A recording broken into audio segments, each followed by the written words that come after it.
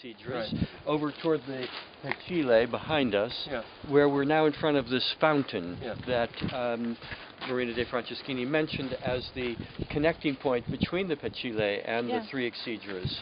Right. So let's suppose that we couldn't enter the complex of the Three EXedra. At that point, we only saw the axial relationship and then have to move around to another point to actually enter the space.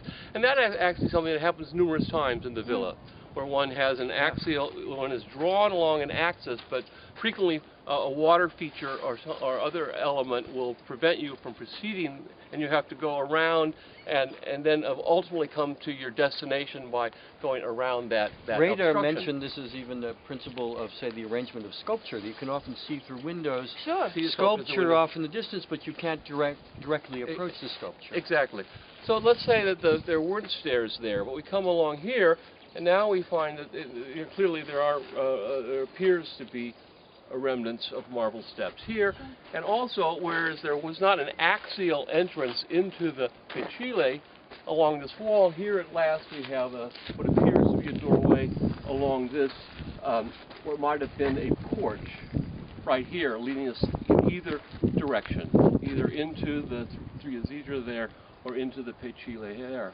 My suggestion is that this large room, central room of the Three EXedra, is the next stop on the itinerary of a large group of people, whether it be the Senate as a whole or whether it be a group from a visiting province, because this room is similarly sized to the vestibule hall.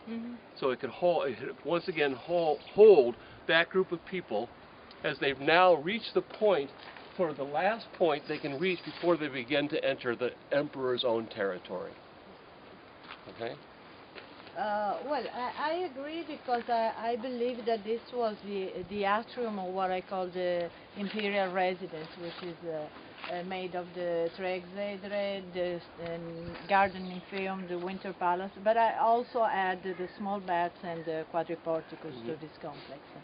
And so, of course, in the atrium, the clientes, the clients, in a way, or the people that were waiting to talk to the emperor were waiting. So that is okay. But to me, the main entrance is here because it's a splitted entrance, left and right at the two sides of this fountain. And then you get inside, and you have also this element of surprise once you're there, because you turn left and you see all this perspective on the left, and on the right you see through the door, and you can see now St. Peter's Dome, and probably at the time you could see the tomb of Hadrian.